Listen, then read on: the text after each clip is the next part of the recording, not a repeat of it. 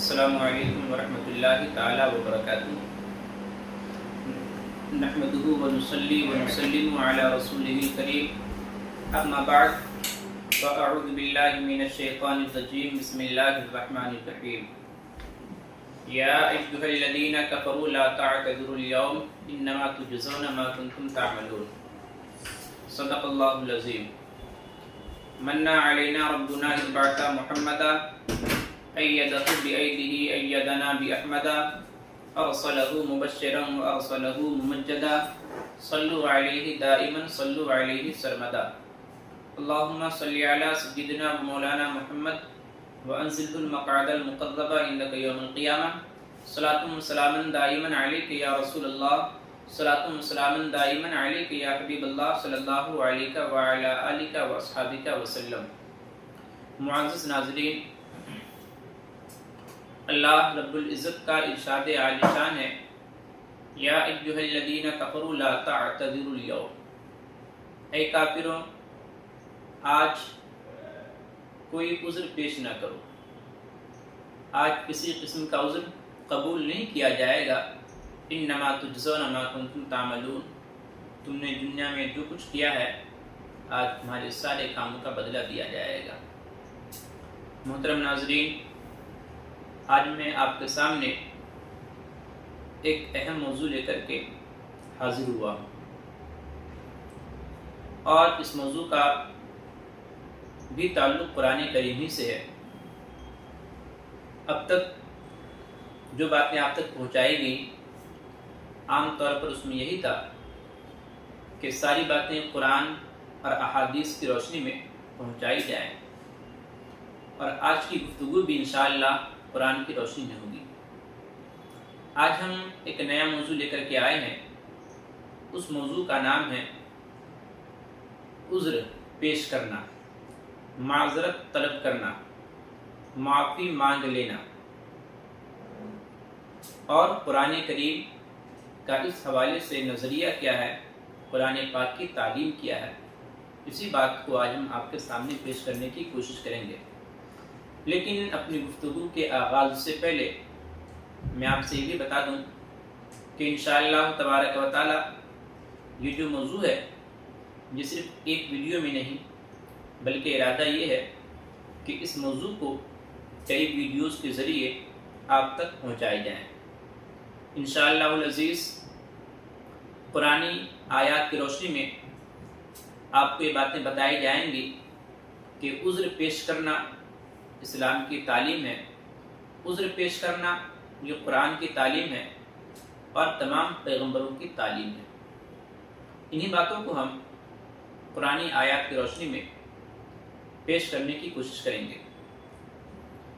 چونکہ ہم جس معاشرے میں رہتے ہیں اور ہم جہاں کہیں بھی رہتے ہیں، ہمارے تعلق ہر شخص سے ایک جیسے نہیں ہوتے، بلکہ کچھ لوگ وہ ہوتے ہیں جن سے ہمارے تعلق بڑے گہرے اور بہت اچھے ہوتے ہیں، مگر وہی کچھ لوگ وہ بھی ہوتے ہیں جن سے ہماری دوریاں رہتی ہیں، جن سے ہمارے اختلافات رہتے ہیں، ہم ان سے باتیں نہیں کرتے، وہ ہم سے بھاگتے ہیں، ہم ان سے بھاگتے ہیں، لیکن ہم اس پہ غور نہیں کرتے کہ آخر کے لیے جو ہماری دوری ہے، یہ ہماری اختلافات ہیں، یہ ہماری دشمنی ہے، کب دور ہوگی؟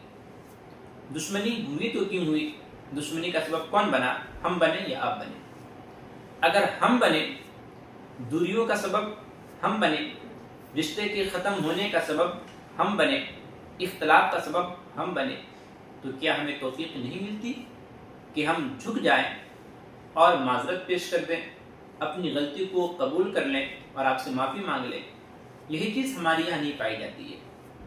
یہی وجہ ہے کہ آج ہمارے بہت سارے رشتہ داری ختم ہوتی جا رہی ہے، دوستی ختم ہوتی جا رہی ہے، ایک جگہ رہتے ہیں مگر تعلقات اچھے نہیں ہیں۔ وجہ وہی ہے کہ ہمارے اختلافات جو ہوتے ہیں ان اختلافات کو دور کرنے کی کوشش نہیں کرتے۔ یہ اختلاف صرف آج محدود نہیں بلکہ بہت زیادہ پھیل چکا ہے۔ گھر میں اختلاف ہے، معاشرے میں اختلاف ہے، ہر جگہ اختلافی اختلاف ہے، مگر آپ یہ بھی جانتے ہیں اگر اختلاف ہوا ہے، دوریاں ہوئی ہیں، دشمنی بڑھی ہے اور لوگ ایک دوسرے سے جدا ہوئے ہیں، تو اس کا سبب کوئی نہ کوئی تو ضرور ہوگا نا، آپ ہوں گے یا ہم ہوں گے۔ اگر ہم ہیں تو آخر کار ہم معذرت پیش کیوں نہیں کر دیتے، معافی مانگ کیوں نہیں لیتے، ہم اس سے جا کے کیوں نہیں کہہ دیتے بھائی مجھ سے غلطی ہوگی، آپ مجھے معاف کر دیں، پھر محبت بن جائے گی، پھر دوستی ہو جائے گی۔ لیکن یہ چیز ہم کر نہیں پاتے ہیں۔ میرے محترم، انہی باتوں کو ہم قرآن کی روشنی میں پیش کریں گے، اور آپ سے گزارش ہے کہ آپ سنیں اور اس پر عمل کرنے کی کوشش کریں۔ حضرات محترم، قرآن پاک ہم پڑھتے ہیں تو قرآن پاک میں اس کی تعلیم دی گئی ہے، معذرت ہے، اور اس مفہوم کی ادائیگی کے لیے بہت سارے الفاظ قرآن پاک میں استعمال کیے گئے ہیں۔ تو آج ہم آپ کے سامنے معذرت کے حوالے سے جو ابتدائی اور بنیادی باتیں اسے ہم پیش کرنے کی کوشش کرتے ہیں۔ انشاءاللہ تعالی اگلی ویڈیوز میں ہم اس حوالے سے کچھ روایات، کچھ واقعات قرآن سے، احادیث سے، انبیاء کرام کے، صحابہ کرام کے کچھ باتیں آپ تک انشاءاللہ ضرور پہنچائیں گے۔ تو ہم سب سے پہلے جانیں کہ آخر یہ معذرت کیا ہے۔ اس کو ہم آسان لفظوں میں یوں سمجھ سکتے ہیں کہ ہمارے کردار، ہمارے اخلاق، ہمارے گفتار، ہماری زبان سے اگر کسی کو کوئی تکلیف پہنچی، اگر ہماری وجہ سے دوریاں بنی، رشتہ داری میں انتشار پیدا ہو گیا، اختلاف پیدا ہو گیا، رشتہ داری ختم ہو رہی ہے، تو ایسے موقع پر چاہیے کہ ہم جھک جائیں، معذرت پیش کر لیں، اپنی غلطی کا اعتراف کر لیں۔ اگر ہم ایسا کر لیتے ہیں تو یقین جانیے قرآن کے عامل ہم کہلائیں گے، حدیث کے عامل ہم کہلائیں گے، اور انبیاء کرام علیہم الصلوۃ والتسلیم کی تعلیمات پر چلنے والا ہم کہلائیں گے۔ میرے محترم، جب قرآن پاک ہم پڑھتے ہیں تو قرآن پاک میں معذرت کا ذکر بہت سارے مقامات پر ہے۔ چند مقامات کو میں آپ کے سامنے پیش کرنے کی کوشش کرتا ہوں۔ قرآن پاک میں ایک مقام پر آیا فَيَوْمَئِذٍ لَا يَنْفَعُ الَّذِينَ ظَلَمُوا مَعْذِرَتُهُمْ وَلَا هُمْ يُسْتَعْتَبُونَ۔ فَيَوْمَئِذٍ لَا يَنْفَعُ الَّذِينَ ظَلَمُوا مَعْذِرَتُهُمْ، کہ اس دن ظالموں کو معذرت پیش کرنا کوئی فائدہ نہیں دے گا۔ جو لوگ اپنی جانوں پہ ظلم کیے، راہ راست سے ہٹ کر کے غلط راستے پر چلے، احکام شرعیہ کو چھوڑ کر کے غیر شرعی احکام پر عمل کیے، تو اگر وہ لوگ قیامت کے دن معذرت پیش کریں گے تو ان کا یہ معذرت پیش کرنا ہرگز قبول نہیں کیا جائے گا، انہیں کوئی فائدہ نہیں دے گا۔ اسی طریقے سے 24ویں پارے میں ارشاد ربانی ہے یوم لا ينفع الظالمین معذرتهم ولهم اللعنۃ ولهم سوء الدار، کہ قیامت کے دن ظالموں کو ان کی معذرت کچھ بھی نفع نہ دے گی، اور ان کے لیے لعنت ہے اور برا گھر ہے۔ تو قیامت کے دن لوگ معذرت پیش کریں گے۔ اسی معذرت کا ذکر ایک مقام پر آیا جہاں پر حضرت موسیٰ علیہ السلام اور حضرت خضر کا واقعہ ذکر ہے، یعنی 15ویں پارے کے بالکل آخری صفحہ پر لمبا واقعہ ہے۔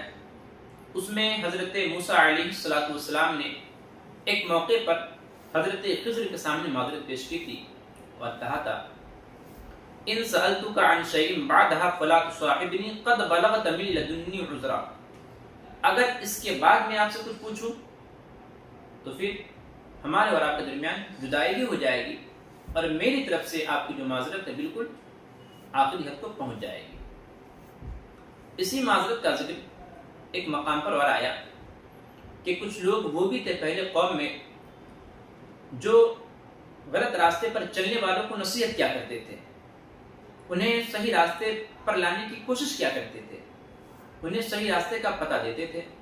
تو کچھ لوگ وہ تھے نصیحت کرنے والوں سے کہتے آخرکار تم انہیں نصیحت کیوں کرتے ہو، یہ لوگ ماننے والے نہیں ہیں۔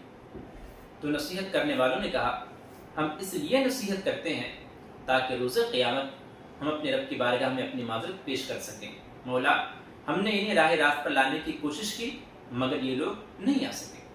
چنانچہ اس مفہوم کو اللہ رب العزت نے قرآن پاک میں بیان کیا۔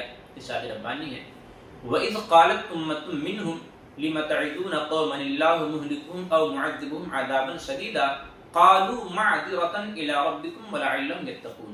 ایک قوم نے کہا کہ آخر کر تم لوگ اس قوم کو کیوں نصیحت کرتے ہو جنہیں اللہ ہلاک کرنے والا ہے یا دردناک عذاب دے گا.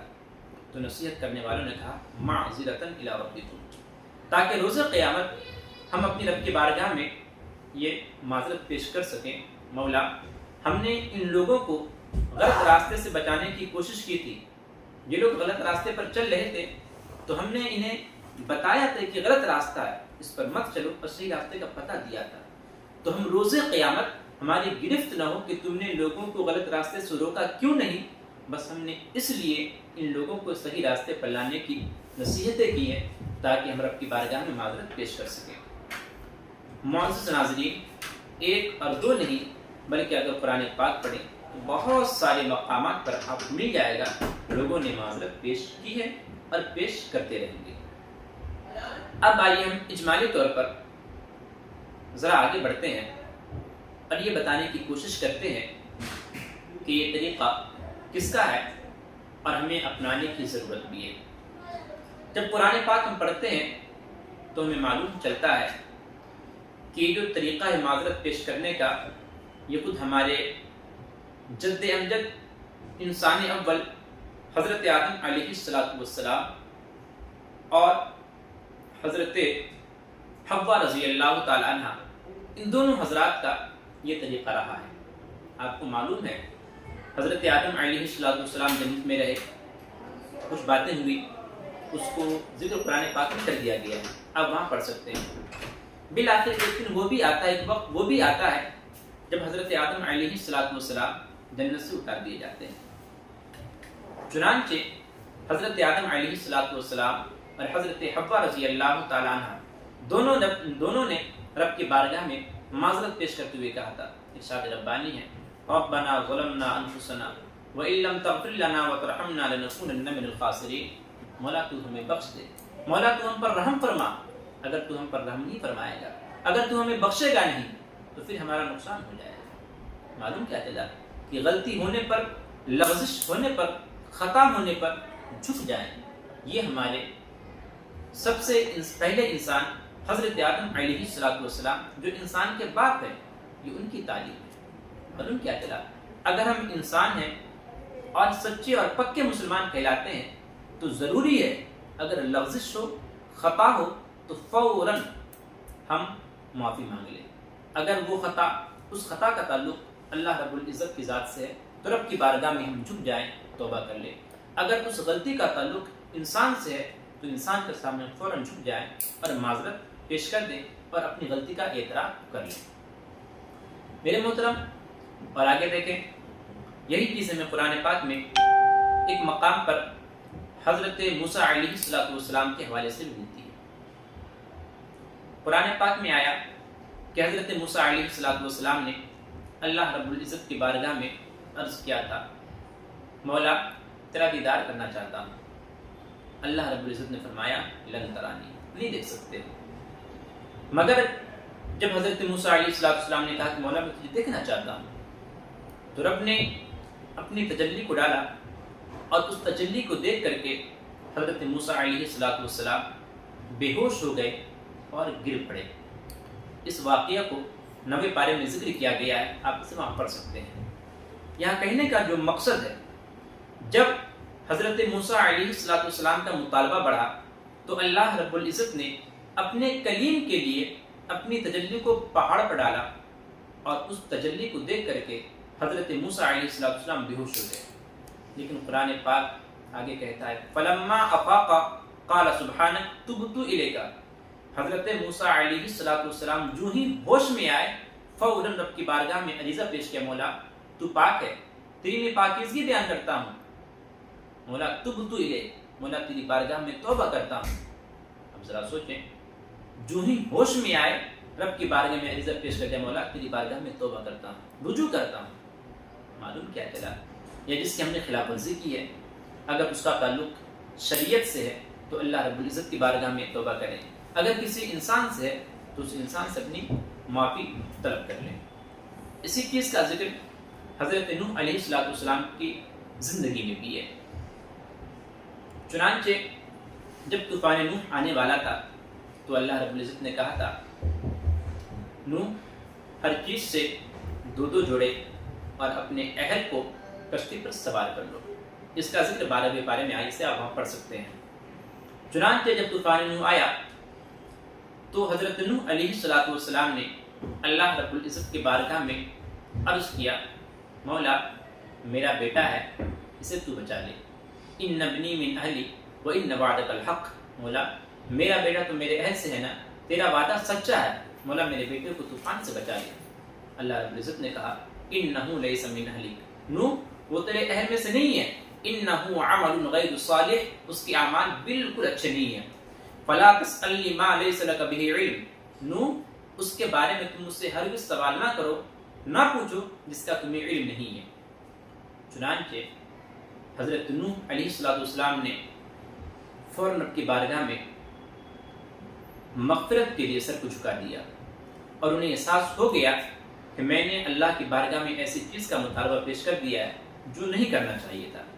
چنانچہ حضرت نوح علیہ السلام کے اس قول کو قرآن پاک میں ذکر کیا گیا. ارشاد ربانی ہے انی اعوذ بک ان اسألک ما لیس لی بہ علم والا تغفر لی وترحمنی اکن من الخاسرین.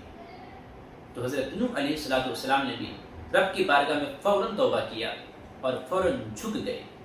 میرے محترم, ایک اور دو نہیں, بہت سارے واقعات ہیں, بہت ساری باتیں ہیں.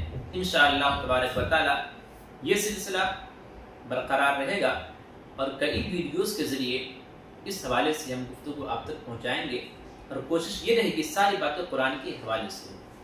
اب تک جو بات ہم نے آپ سے پیش کی ہیں یہ ابتدائی باتیں تھی, بس بتانے کا مقصد یہ تھا اگر ہم سے کسی کو تکلیف ہوتی ہے, اگر ہم سے کسی کو پریشانی ہوتی ہے, اگر ہماری وجہ سے دوریاں بڑھ رہی ہے تو ہم فوراً جھک جائیں, معذرت پیش کر دیں, اپنی غلطی کا اعتراف کر لیں تاکہ ہمارے جو دوستانہ تعلقات ہیں وہ بالکل برقرار رہ سکے, دوریاں ختم ہو جائیں. اللہ رب العزت کی بارگاہ میں دعا ہے اللہ رب العزت ہمیں کہنے اور سننے سے زیادہ عمل کی توفیق عطا فرمائے. استغفر اللہ ربی من کل ذنب واتوب الیہ وآخر دعوانا ان الحمد للہ رب العالمین. السلام علیکم ورحمۃ اللہ تعالی وبرکاتہ.